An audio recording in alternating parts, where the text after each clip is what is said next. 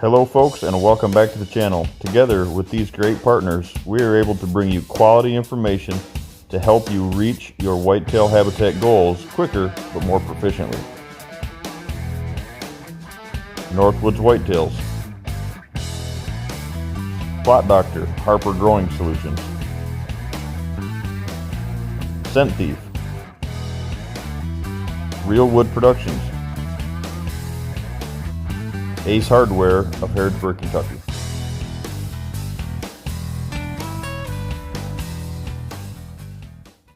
Morning folks, welcome back to the channel. If this is your first time here, I surely appreciate you stopping in. If you're a repeat viewer and subscriber of the channel, I surely appreciate the support over the last several years. We are going to talk about this morning about more food plotting. Right now, this is it's go time, if you will, around the country for food plots. My phone, this is where I love this time of the year so much, is my client trips are tapering down, finishing up with my season, going into the hunting season, and the phone is ringing about the food plots. So surely appreciate the support though, and the inquiries on that. If you are reaching out about our blends, there's a lot of folks having great success this year. The spring plantings were a little tricky because of some drought that was going around the country, but knock on wood, everyone that has that fall blend already in the ground, we have it in the ground here. The fall south blends are doing great. So I just want to touch on that real quick, guys. I really appreciate the support on that and our whole system that we're tweaking and building and going through here on the farm, so we can take those steps out for you guys to get you there quicker, the success quicker, get you to success quicker. So this morning, what we're going to talk about is what and where to plant.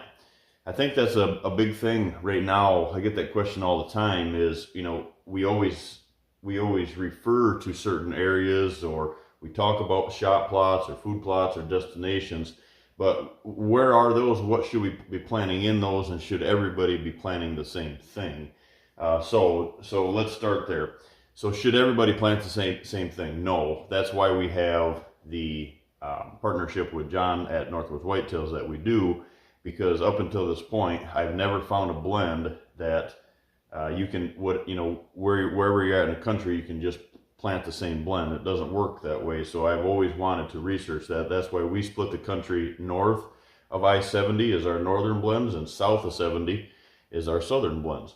So up north are a little bit hardier in the fall. There's some things down here that we can do, some vetch and stuff like that down here in the south that it's a waste to do up north because it's not going to work, right? So no, one hat doesn't cover everybody with food plotting systems. And also, what you should never do, and I highly recommend this, guys, I think maybe this is a video that we need to do. I think the number one fail situation on food plots is, there's probably two things, right? One is ground prep or soil conditions, but the other one is just tied to the soil conditions, the fertilization, the lime. What are you putting your seeds into? And you don't know that. It can't be a guess, and I'm just as guilty as that as anybody. It can't be a guess. You need to go the extra mile and really get those soil samples pulled per plot, not just kind of don't go around and put all your plots into one bucket, because every one is different. Even if it's the opposite end of a field, they're different, right? So I highly recommend pulling those, getting them into, sending them into A&L labs down there in Indiana, or get a hold of Plot Doctor there, get a hold of Brad, and with Harper Growing Solutions, Brad Harper, out of Montague, Michigan. Get in touch with those guys, and you'll find what you've been missing. You'll find the other white jug that they sell out there that's really popular right now, that's a line product or whatever that case is, guys. What you're going to find is this: that can't be just X amount per acre covers everybody, because what they don't know your soil conditions. So what if you don't need X amount of lime, or what if you don't need X amount of foliar, or what if you don't need a bunch of calcium, or so that is broke down. So that's what I like about the A&L and the Plot Doctor situation that we have right now through Brad, is is it's really been an eye opener for me, guys, is to send those in. They break that apart for you per plot, so it's not just the one hat covers all. So the liquid fertilizer and lime and stuff, kind of a separate video, but go the extra mile to do that, because it doesn't matter what we cover on the board here today, guys. If your soil conditions aren't right for that and ready for that and the best that they possibly can, all of this is really for none, right? So go the extra mile, do yourself a favor, do your ground a favor, and pull those samples and get that into somebody like that that can tell you exactly what you need per plot. So let's talk about this, guys, shot plots. So shot plots, the way that I design and the way that I promote, are two different things, right? One shot plot is connected directly to the end of a food plot. I have 3 of them here on the farm. Shot plots are a hunting plot that you can hunt over, so you can get into them without blowing deer, and you can get away from them. So they don't have bedding attached to them. There's no tree work on there. There's no hinge cutting that attaches to them. It's a stopping point, a one-bite stopping shop, if you will. A one-bite shop that they stop into before they go out into your regular food plots, a hunting plot. So you can get in, you can get out, because there's not stagnant deer there. So that's the definition. That's the one shot plot. The other shot plot is what our timber plots, what I refer to as the bullpens. Now these bullpens, again, don't have bedding directly attached to them, so you can get on and off, but they're down the chain on the transition off from your main food sources, not connected to the end of those, such as a regular shot plot is. And we call them the bullpen because that's where we collect the bucks in the morning before they go back to bed, and it's the first place they stop before they go out on the field, let's say, right, and out on the playing field. And where the bullpen thing comes from, guys, is when they come out of there, it's a good spot to have it's the only time that you put a licking branch, a food source, and a water hole all in one spot. But they're very small. It's a shot plot, 30 yards by 30 yards, something you can shoot across, right? But they come out there in the morning, their ears are down. They take a drink, they get a bite to eat, and they go back to bed. They're just kind of, they run down, pre-rut and rut, right? They're very attractive early season too, but they're really powerful during the pre-rut and the rut. So, but in the evening when they come out of those bedding areas that are placed, 75, 50, 75, 100 yards away from there, draw them into that that bullpen, that shot plot. And where that term comes from, they leave there and their ears are up. 95% of the time, guys, when the videos that I've got of these bucks during the pre-rut, when they come out of there, they're a different deer and they're ready to go out on the field. They take a drink, hit the licking branch, grab a bite to eat, and then they trot away from it out on the transition and heading towards the does, right? That's where the whole bullpen, if you're a baseball fan, came from. So the shot plots, that's the definition. What I put in those is clover alone, standalone clover plots. This year we've got clover. We've got one that's in clover and chicory from Northwoods Whitetails that's doing really well, and or clover and rye. So clover is the key piece of it, right? It's a perennial. You don't have to. You're not replanting it all the time. It's not a stagnant food source. It's a one bite stop. It's not large enough to hold deer. It's just a bypass plot.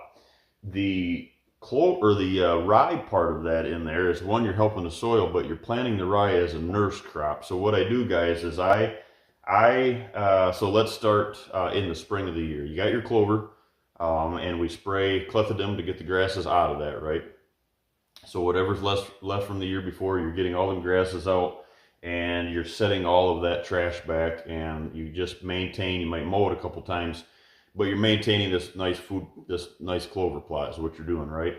Then come September, around a lot of the country, Labor Day, I go in and I add rye to those plots to make it that good lush green area. Add to the clover. What that does is it kind of protects your clover, because your clover's already established, it's already mature, so you're not going to set the growth of it back. It's a nurse crop, so that nurse crop grows above the clover, and they nurse, or they pick on that and not your clover. So then the rye is in there and it keeps rebounding and it's working together with the clover all fall. So as soon as that gets you into spring, then the rye comes up in there and we spray it with the clethodim, we set the rye or the grasses back out of it again, and then it's straight clover. Then we add the nurse crop back into it again come September. So that's how I do those. That's what I plant in the shop plots.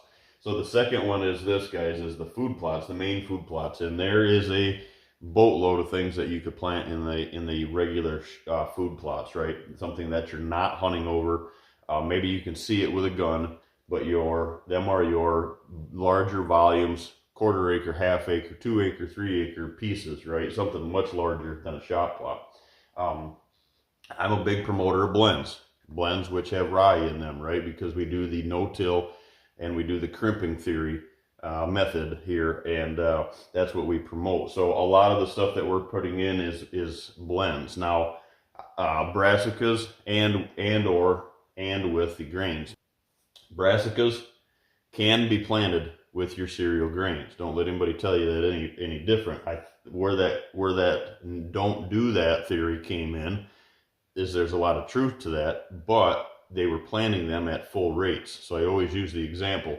If you have full rates of both of those products and you're going to get a bunch of small, because the rye and the grains are going to stunt your brassica, so you're going to have a bunch of golf ball size to tennis ball size turnips and radishes and stuff like that. What we're doing is we're half rating. We pull the rate of the rye and the wheat back, and we actually pull the rating back on the seed rating back on your brassicas. They work together because then you get larger bulbs, bigger greens, larger bulbs, and you're still reaching the same tonnage, but then you have something to crimp over in the spring of the year. Because if you don't plant that rye or them greens in the fall, you're not going to have them in the spring to use, right? The last one is, guys, is the destination plots. The destination is a large volume. It's grains, soybean, corn, large destination. You may have them on your property, you may not. I have a destination food source here on my farm, which is my corn, but it's only 4 acres. So that's a large volume to me. Maybe your large volume that's left alone in grains is 2 acres, or maybe you've got a farm that which is great. If you leave it in large volumes like that, that's 10 acres. What that does is that keeps those deer closer. They're not traveling to the neighbors and back to your property so far. It really helps support, because at some point, like my corn is now, they pick through it quite a bit, but it's structure, it's bedding, it's density on your property instead of having that wide open field. I don't take that corn off until after season ends, so it becomes kind of a density or really thickens up a portion of my farm. So that's when we say destination, that's what you plant in those destinations. You can do is go in and plant eco-till radish in those areas. A lot of folks are using the new method of drones, because you can't get in there after the corn matures. If you let the corn mature until about waist height or so you can still get in there, you can go in and plant beans, vine beans, and you can go in and plant them in more of the spring of the year, the summer of the year, and plant more of your eco-till radish. They grow together and you're not taking from the corn production. And it just creates this volume, this mecca volume of acreage. That is a destination. So there's one piece of the puzzle that we will touch on here. These are all what we do and what we do recommend what to plant where. The thing I don't recommend planting is, it got written right on the bottom, and the bag might be in the area or the road there for you guys, but it says not here, right? Logging roads or your transitions, your corridors, or on your or near your access. So those topics there are a huge deal for me when I'm explaining or designing a property, trying to help folks decide what not to do in planning. So the logging road thing is one of those sound good features, right? It sounds really good. It does not work, and it does not promote more tonnage. You're actually setting yourself back. The reason for that is, guys, a lot of them logging roads, don't ever grow the tonnage that you think they do because it's in the timber, right? There's shade. It's not going to grow. The soil's horrible. in order to get those to grow, you got to open the canopy way up, and you're kind of defeating the whole purpose of the transition. So yes, we open the canopy above the transition, but we are doing that to promote daylight to the ground, but we're looking to promote that browse in that location, that moving food that you hear me speak of. So the logging roads are not something that I recommend planting at all. Your transitions are not something that I recommend planting at all. A lot of folks think that if you plant that, you're gaining more tonnage, and you're putting these and everybody likes to do the rye and clover in those areas, and you're just bringing those deer, keep funnel them down and out into a food plot. Well, usually the folks that are doing that are the folks that are hunting on your food plots. So every time I hear somebody planting a logging road, I can almost guarantee you that they're hunting on the food plot, because they're drawing the deer out of the timber and focusing them towards the food plot where they're hunting. And that is not what we want to do. We want to keep that separate. Tied to that is your bedding areas. Don't plant your bedding areas. It's a spot that you want to make food, but in a different form. That food has to be in browse. That food requirement that they're eating in there at that time, they're looking to fulfill that with that browse requirement. And if you give them grains and greens in those bedding areas, you promote a stagnant deer. You promote a deer that doesn't want to move. You promote a deer that isn't up on their feet hours before daylight, moving to those food sources, creating that moving, that motion that we can hunt. And the last part of that is, guys, is the access, right? The access around, in and out of your property is the pinnacle of success. So if you can't get on the property, if you can't get off the property without blowing a food plot, all of this is for none. All of your food plot strategies, everything is for none at that point if you can't get on and off the property without blowing those deer out. Always remember, if you get to that Labor Day, if you're in where I'm at here in Kentucky North, and you get to that Labor Day weekend, that's my deciding factor time. What do my food plots look like? Are they a win? Are they a fail? And if they're failing, if there's even a question that you're not going to have the tonnage going into the best time of the year, don't overlook that rye like we had on that last video, guys. Soak them plots with rye, walk away from them, have a great attraction this year, have a great piece of the puzzle. You'll have something to work with in the spring.